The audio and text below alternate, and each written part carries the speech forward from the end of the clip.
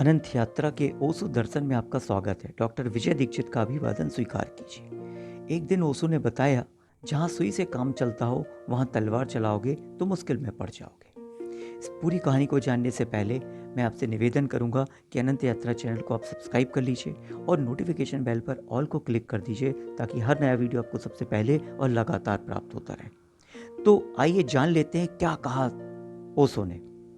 ओशो ने कहा, मैंने सुना है ऐसा हुआ एक दिन जापान में एक बहुत बड़ा योद्धा था। उसकी तलवार चलाने की कला का कोई मुकाबला न था। जापान में उसकी धाक थी। उसके नाम से लोग कांपते थे। बड़े बड़े तलवार चलाने वाले उसके सामने छड़ों में धूल धूसर हो जाते थे। उसके जीवन की एक बहुत बड़ी कहानी है। वह कहानी जैन फकीर बड़ा उपयोग करते हैं क्योंकि वह बड़ी विचारपूर्ण कहानी तुम्हारे जीवन से जुड़ी हुई है। तुम भी इस पर विचार करो। एक रात ऐसा हुआ कि योद्धा घर लौटा। अपनी तलवार उसने टांगी खूंटी पर। तभी उसने देखा कि एक चूहा उसके बिस्तर पर बैठा है। वह बहुत नाराज हो गया। योद्धा उसने गुस्से में तलवार निकाल ली, क्योंकि गुस्से में वह और कुछ तो करना जानता नहीं न था, केवल तलवार निकाल लेता था। न केवल चूहा बिस्तर पर बैठा रहा, बल्कि उसकी तलवार को देख करके उसको घूरने लगा। चूहे का यह ढंग योद्धा को पसंद नहीं आया। योद्धा अपने आपे से बाहर हो गया। चूहा और यह हिम्मत। और चूहे ने ऐसे देखा कि जा जा, तलवार निकालने से क्या होता है, मैं कोई आदमी थोड़े हूं जो डर जाऊंगा। उसने क्रोध में उठाकर तलवार चला दी। चूहा छलांग लगाकर बच गया। बिस्तर कट गया। अब तो योद्धा के क्रोध की सीमा ना रही। अब तो उसने अंधाधुंध तलवारें चलाना शुरू कर दी। जहां चूहा दिखाई देता वहीं वो तलवार चलाता। वह चूहा उचक्के बचके इधर से उधर भागता रहा, फुदकता रहा, लेकिन वो मरा नहीं। योद्धा तो पसीना पसीना हो गया। आखिर में उसकी तलवार भी टूट गई। चूहा फिर भी बैठा रहा। अब तो योद्धा घबरा गया। समझ गया कि यह कोई चूहा साधारण नहीं है, कोई प्रेत है, कोई भूत है, क्योंकि मुझसे तो बड़े बड़े योद्धा हार चुके हैं और एक चूहा नहीं हार रहा। अब योद्धा एक बात है और चूहा बिल्कुल दूसरी बात है। यह घबरा कर वह बाहर गया और उसने अपने मित्रों से पूछा कि क्या करूं।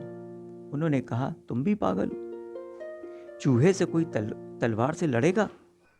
अरे एक बिल्ली ले जाओ, निपटा देगी। हर चीज की औषधि है। और जहां सुई से काम चलता हो वहां तलवार चलाओगे तो मुश्किल में पड़ जाओगे। बिल्ली ले जाओ। लेकिन योद्धा की परेशानी और चूहे की तेजस्वी की कथा पूरे गांव में फैल चुकी। यहां तक कि बिल्लियों को भी पता चल गया। बिल्लियां भी डरी, क्योंकि उनका भी आत्मविश्वास खोने लगा। इतना बड़ा योद्धा हार गया। जिस चूहे से वो हारा है उसको पकड़ने के लिए हमें ले जा रहे हैं। हम छोटी छोटी बिल्लियां क्या कर पाएंगे?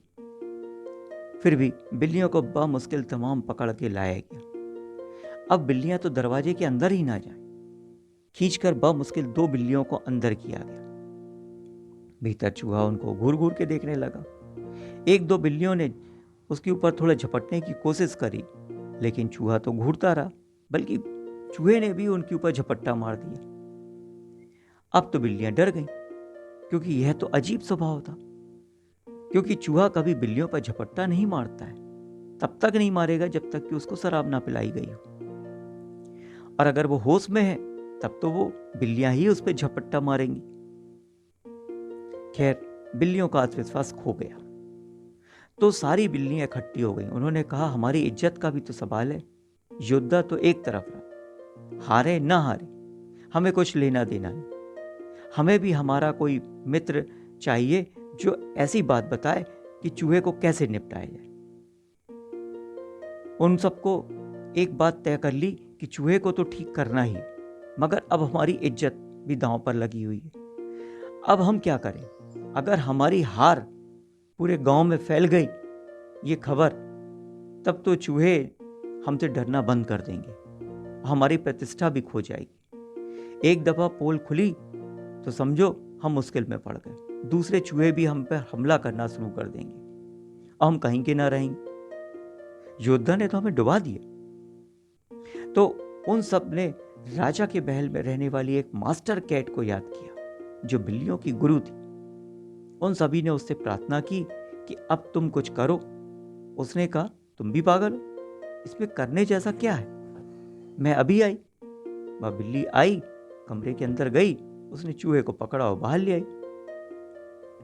बिल्लियों ने पूछा कि तुमने कैसे करा? उसने कहा, कुछ करने की जरूरत है, मैं बिल्ली हूं, वह चूहा है, बात खत्म। इसमें तुमने करने का सोचा कि तुम मुश्किल में पड़े, क्योंकि करने का मतलब हुआ कि डर समा गया। उसका स्वभाव चूहे का है और मेरा स्वभाव बिल्ली का है, बात खत्म।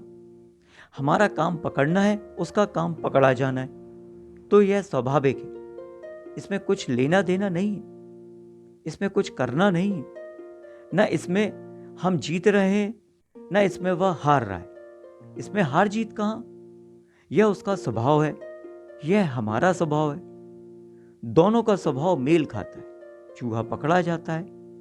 तुमने स्वभाव के अतिरिक्त कुछ करने की कोशिश की, और चूहे से कहीं कोई लड़कर जीतता है क्या? और बिल्लियां जिस दिन लड़ें, समझना कि हार गई। लड़ने की शुरुआत ही हार की शुरुआत है। मित्रों, ओशो की ये समझाइश कैसी लगी? आप वीडियो को शेयर कीजिए, लाइक कीजिए, और हाँ, अपने विचार जरूर लिखिएगा। साथ में चैनल को सब्सक्राइब करना नहीं भूलिए। धन्यवाद।